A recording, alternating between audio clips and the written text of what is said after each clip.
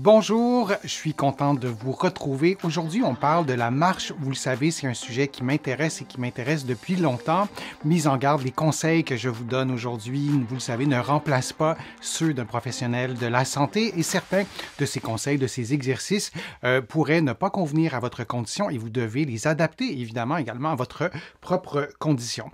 Vous allez trouver plusieurs des informations, des conseils que je vous donne aujourd'hui dans mon livre « Lève-toi et marche ». Vous allez le trouver ici au Québec et aussi de l'autre côté de l'Atlantique. Je vous mets le lien dans la description de cette vidéo-ci pour que vous le trouviez facilement.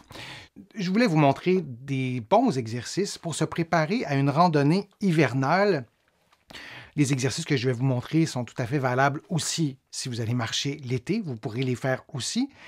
Et si vous écoutez la vidéo, la rediffusion, peut-être qu'on est en plein été. Alors, c'est des exercices qui fonctionnent, mais en hiver, durant la saison froide, la période d'échauffement, le nom le dit, c'est encore plus important d'avoir des articulations qui sont réchauffées pour diminuer le risque de blessure. La marche est sinon l'activité physique qui a un taux de blessure très, très bas, parmi les plus bas. Par contre, de marcher l'hiver sur une surface plus glissante, bien, évidemment, ça augmente le risque de chute. Alors, de faire une période d'échauffement, c'est quelque chose qui est, à mon sens, indispensable, surtout si on va en randonnée, si on va marcher 5 ou 10 minutes, on commence lentement et ça va. Mais si on le fait comme une activité physique, comme une activité sportive, moi, je vous conseille de faire une période d'échauffement au moins 5 minutes, peut-être un peu plus. Je vous montre des exercices. Je vous laisse le soin d'adapter tout ça, la durée, le nombre de répétitions.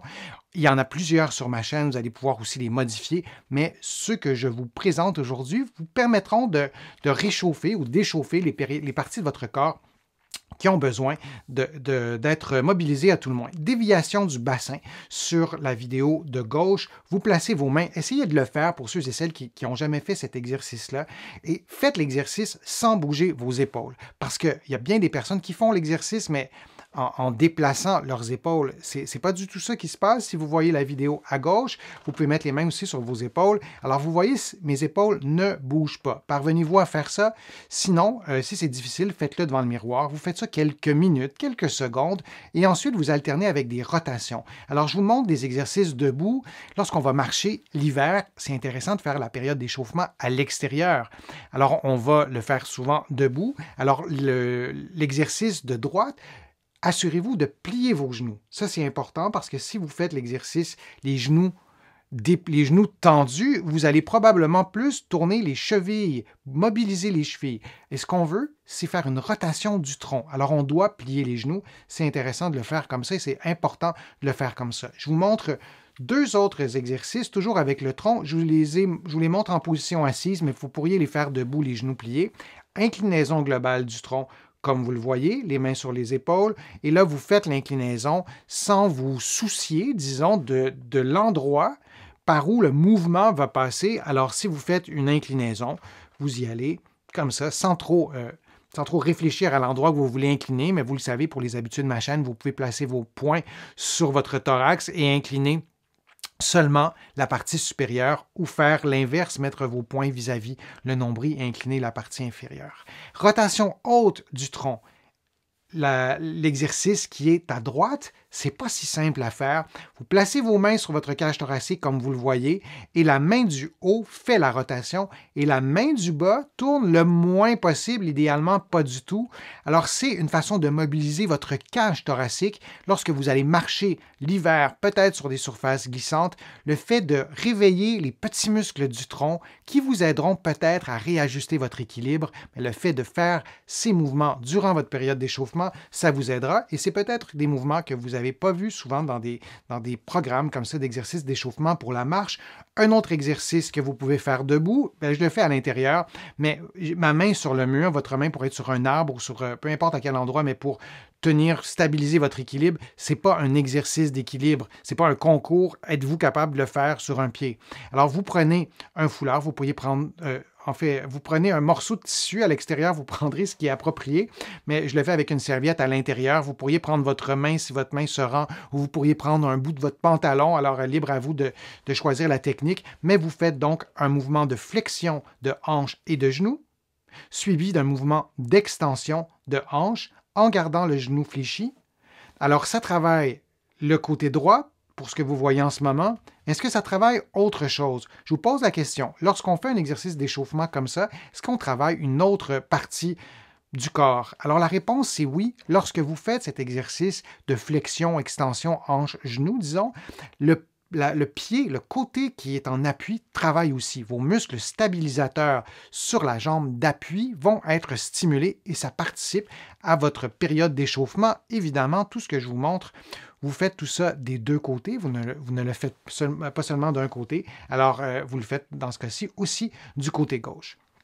Et on termine, si je ne me trompe pas, avec... en fait, c'est l'avant-dernière, les deux derniers exercices. En fait, il y en a deux autres après. Et donc, on enchaîne avec les exercices pour les fessiers. Alors, c'est deux exercices qui sont presque semblables. Là aussi, j'ai mes mains sur le mur. Vous pourriez les placer à l'extérieur sur un arbre ou peu importe, mais ce n'est pas un exercice d'équilibre. Et vous tournez votre jambe en rotation externe sur l'exercice à gauche et vous faites un mouvement d'abduction. Vous levez la jambe sur le côté. Et lorsque vous faites l'autre exercice sur la vidéo de droite, c'est un peu l'inverse.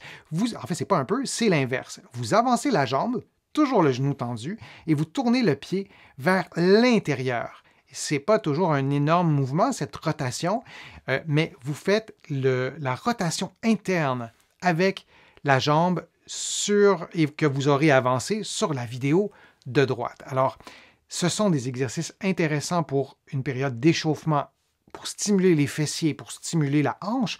Aussi, vous pouvez les faire à différentes vitesses. Je vous les montre à une vitesse constante. Vous pourriez les faire un peu plus vite. Dans une période d'échauffement, on ne cherche pas nécessairement tout de suite à aller chercher à acquérir une amplitude maximale, une amplitude articulaire. Donc, on peut le faire un peu moins vite, réduire un peu l'amplitude et ensuite accélérer la vitesse. Ça peut être une façon de faire. Et en terminant, vous allez pouvoir aussi faire des exercices de mobilisation des chevilles.